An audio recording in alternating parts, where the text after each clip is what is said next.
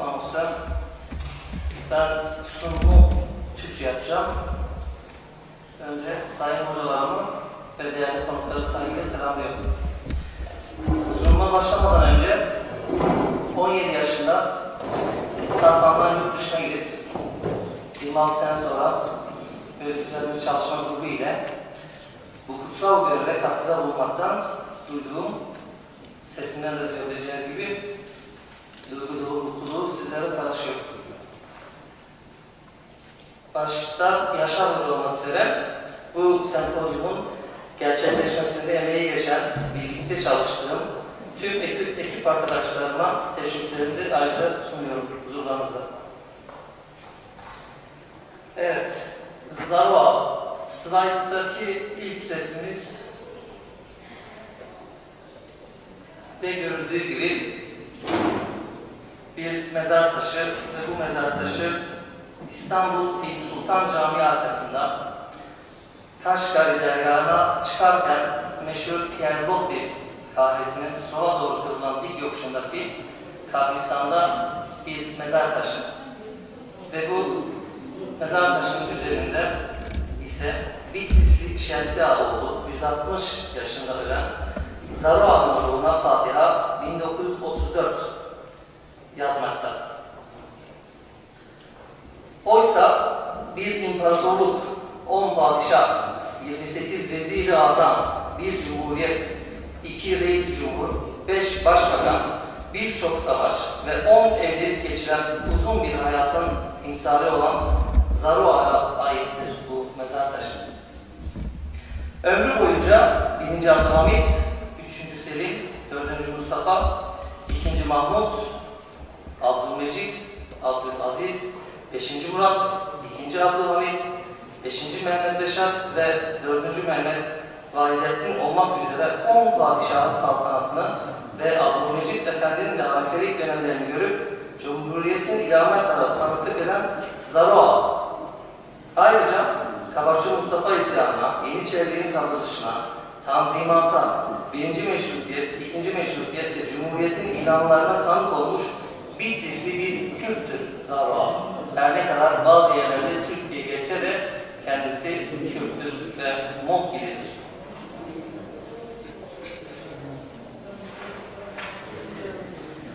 Bitlisli Şemsi Ağa'nın oğlu Zaro, miladi olarak 1775 yılında ki doğum tarihi net olmamakla birlikte 74 veya 77, Bitlis'in Mokki ilçesine bağlı Meydan ki Bağ Arası Köyü diye geçmekte bazen de ama Meydan Köyü'ne dünyaya gelmiştir.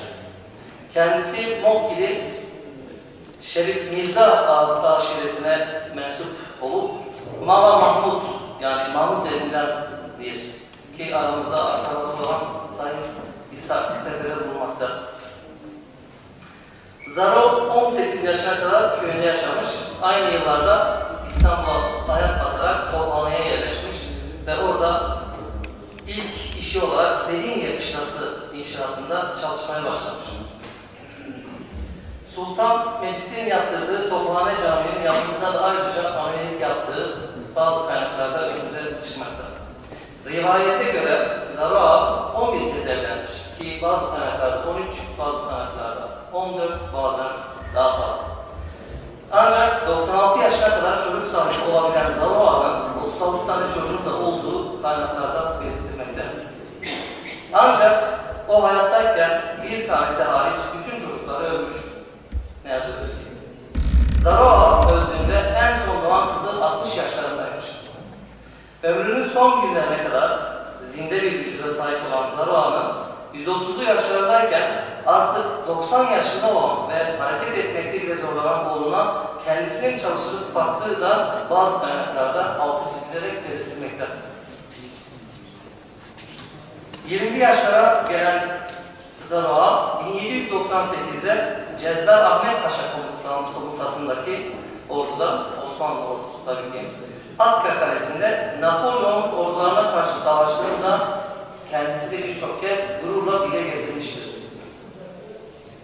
Zaroğa'nın 1826'da Yeniçeri Ocağı'nın kaldırılışı sırasında Yeniçeri olduğu ve ölümünden Ayasofya'nın altındaki zindanlarda gizlenerek kurtulduğu da iddia edilmektedir. Hatta rivayete göre Zaroğa 1910'larda İstanbul'da tabii ki bir tarihte elindeki paslı bir bıçağı biletmek için Tophane'deki bıçakçı Mustafa'ya götürür. Bıçakçı Mustafa Zaroğa'ya elindeki antika bıçak karşılığında yeni bir bıçak ve para önerir. Ancak Zaroğa bunu kabul etmez. Burada bıçakçı Mustafa'ya Yeniçeri'nin baskınından nasıl kurtulduğunu anlatır. 1828'deki Rus-Osmanlı Savaşı'na katılıp savaşta bacağından yaralanmış olan Zaroğa memleketine savaştan sonra dönmüştür. Bir süre Motki'de kalan Zaroğa iyileştikten sonra 1830'ların ikinci yarısında tekrar İstanbul'a dönüyor. Bu dönemde 1853 yılında inşa edilen şimdiki Ortaköy'de bulunan Ortaköy Camisi'nin inşaatında da çalıştığından kendisi defalarca bahsetmiştir.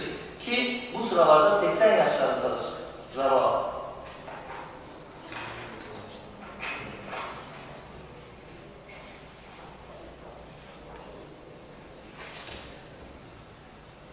Cami inşaatından sonra o dönemde ki hatırlarsanız dünkü sempozyumda Kadri hocamız da bahsetti.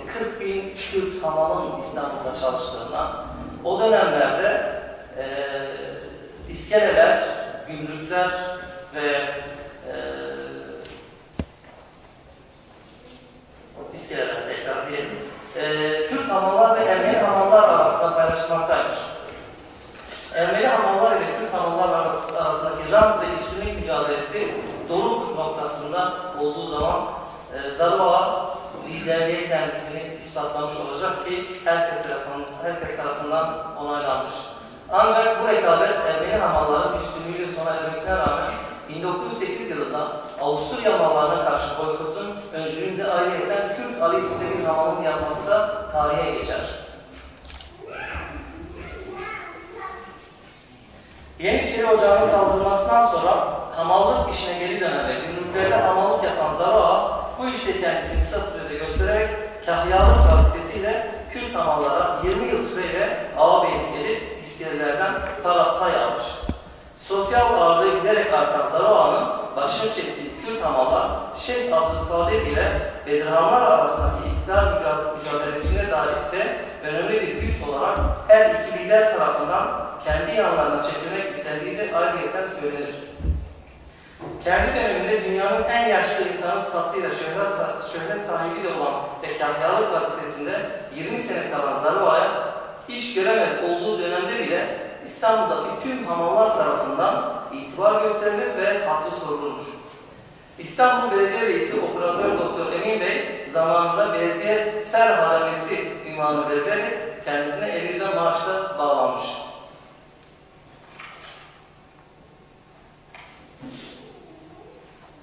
Ayrıca iki ayrı dönemde, tarihte Zaroğa'nın Mustafa Kemal Paşa Atatürk'le de şahsen buluştuğu, karşılaştığı, daha doğrusu Atatürk tarafından biri Bursa'da olmak üzere diğeri de Dolmabahçe Sarayı'nda ağırlandığı, tanışıldığı kaynaklarda geçmekte.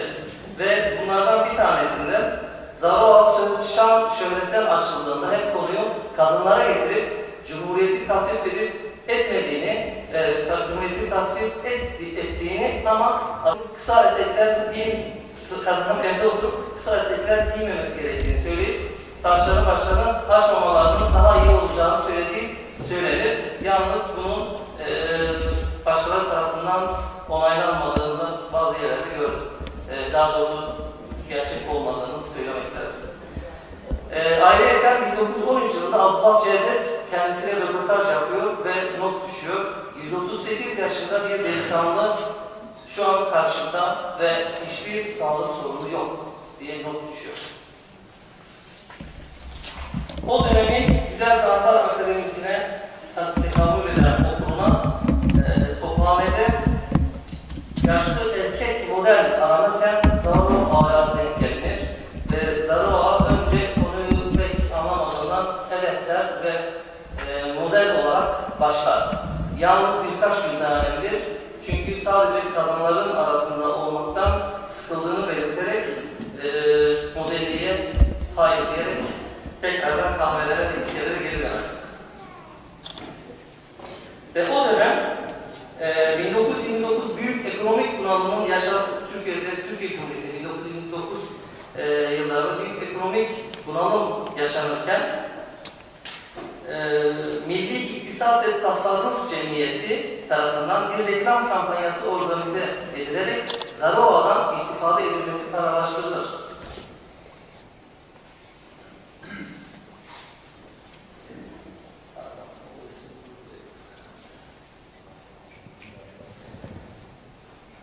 Malum dönem içerisinde Türk olarak benimsesi, Türkiye'nin propaganda amaçlı kullanıldığı bir karakter de olmuştur Zarova. Ama her fırsatta Kürt olduğunu kendileri reddetmişlerdir.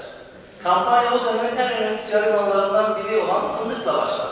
Zarova'nın yaşı ve yediği yemekleri atıfta bulunarak düşünülen tanıtım çalışmaları Macaristan'da 4 dile çevrilerek tüm dünyaya dağıtılan kartpostallarla başlar. Ön yüzünde iki güzel ecnebi kızla samimi pozlar veren Zarova'nın Zarova'nın resmi bulunan kartpostalda kim Zarova gibi Türk üzümü ve fındığı yerse, zeytinyağı ve İzmir inciriyle sindirim sistemi harekete geçirirse ve Türk tütünü içerse onun gibi o yaşlarda bile sağlıklı olur deniyordu. Ama Zarova hayatında hiçbir zaman ne sigara kullandı, ne tütün, ne içki diye kendisi bunu defalarca gündeme getirmiştir.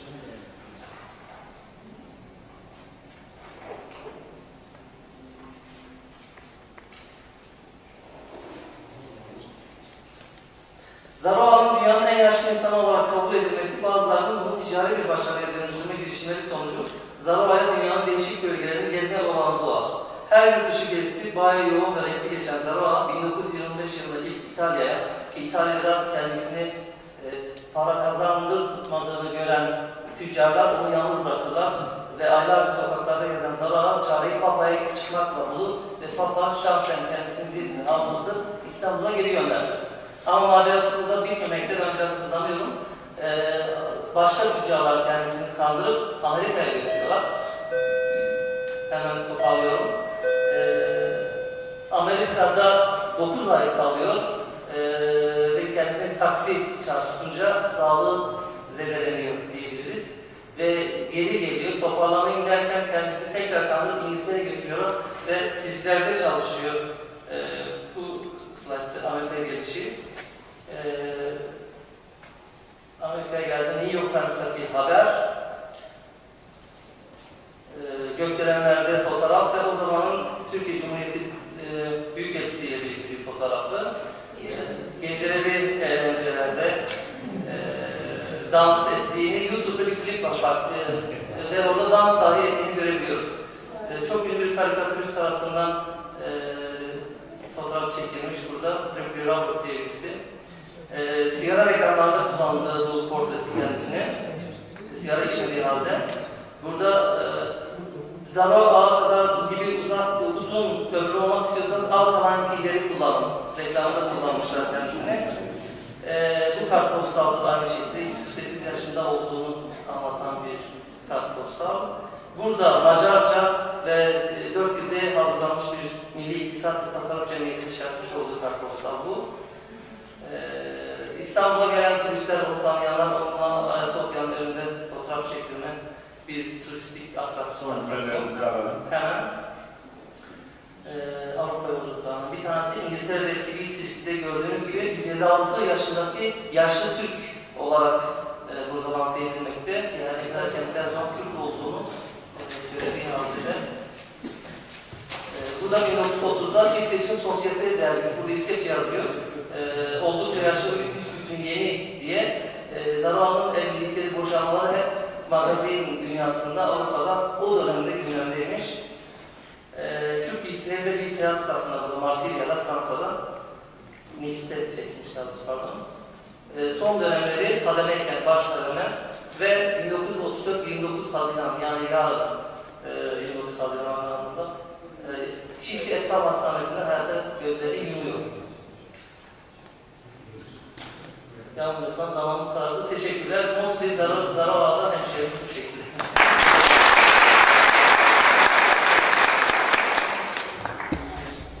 Evet, spas hem havayı kuvahatın hem ya bastığın işlemci bir işte başkanın çay kuvvetli kim bu? Merhuman ve içine kırmanlar kim bu de merhum sakın. Şeyimiz dikenci bir beyler ve ne kadar bu böyle akapına bir ve sevgilim sarıyan boya ve ne var? Luma bir de vardı.